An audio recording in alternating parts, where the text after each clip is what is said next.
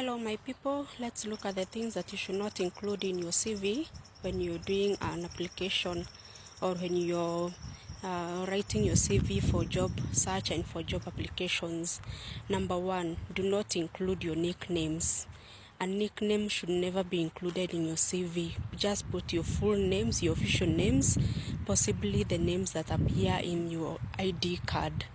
Please don't include your nicknames.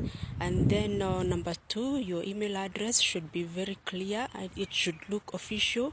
Do not write email addresses that don't look official, that have some funny names, funny characters. You know what I mean? Just identify an email that is official, that will relate to you looking for a job. Number two, leave out the issue of marital status. Don't say you're single, married, widowed, divorced. Don't include all that. It's not necessary. And then your birth date. What you can put there is your year of birth, because most of the times employers want to know the age of the potential staff member. So just put your year of birth. Do not put your date, like mentioning 19th January 1998. Just put the year of birth, 1998. Then it's not important to put your ID number.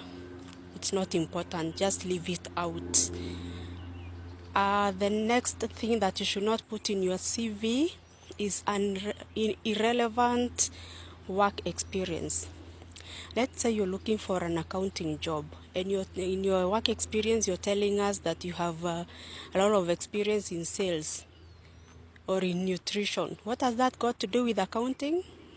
Don't put irrelevant work experience. Sometimes we go through various experiences because you're job searching, even away from your career.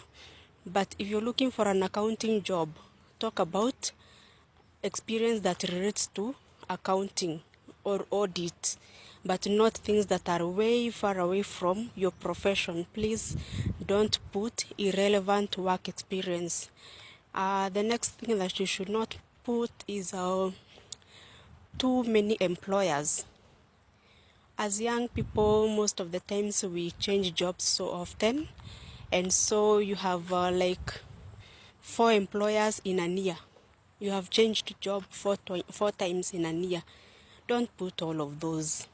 Just pick one and be sure that the one that you're picking, you had a very good relationship with them, such that they can talk for you, they can vouch for you. Pick just one in that particular year, so that your CV doesn't show like you hope too much, because an employer wants a stable member.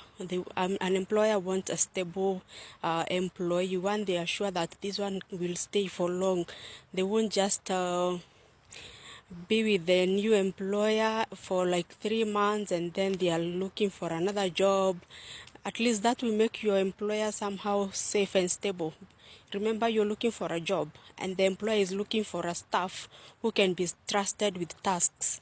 So if your CV is showing that you never settle, then that puts the employer off, the potential employer off. So just pick the employer that you had a good relationship with, one that you left in an official way, such that in case they are called for reference, they will speak good things about you. Another thing that you should not include in your CV is hobbies. Now, hobbies do not really matter in employment. If you're telling your employer that you like traveling, you like playing volleyball, and you're being employed for an accounting position, what has that got to do with the role that you're picking up?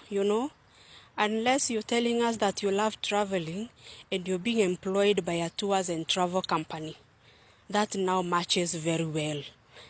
If you must put hobbies, put those that are relevant. I'm using an accounting job as an example. Let's say you want to put your hobbies. Look for something like you like research and reading and updating yourself with the relevant information to keep your experience updated. Something like that, something that will show the need why you must put that hobby in your CV. So do not include so much unnecessary information in your CV, because remember, this is a very important document and you're selling yourself using the CV.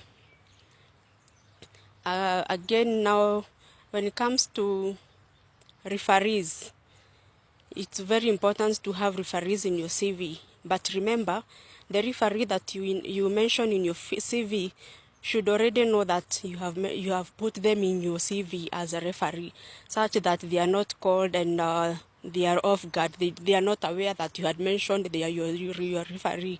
If you put somebody as your referee, just let them know, so that in case they are called, they will just you will have agreed on any potential employer that may call them for reference, such that they will speak good about you. You know, you're trying to sell yourself by all means, and you should not have somebody who will talk ill about you, somebody who will blackmail you, somebody will taint your image.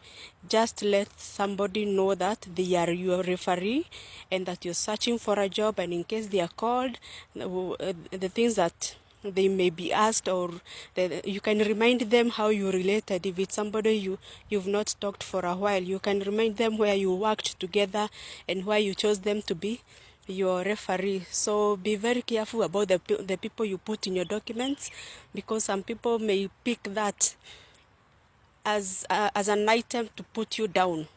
You've gone through the whole interview process, everything is moving on smoothly, and this is usually the last point for a potential employer, whereby they call a referee just to be sure that they are picking the right person. And that if that person talks badly about you, then all the work that had been done previously now becomes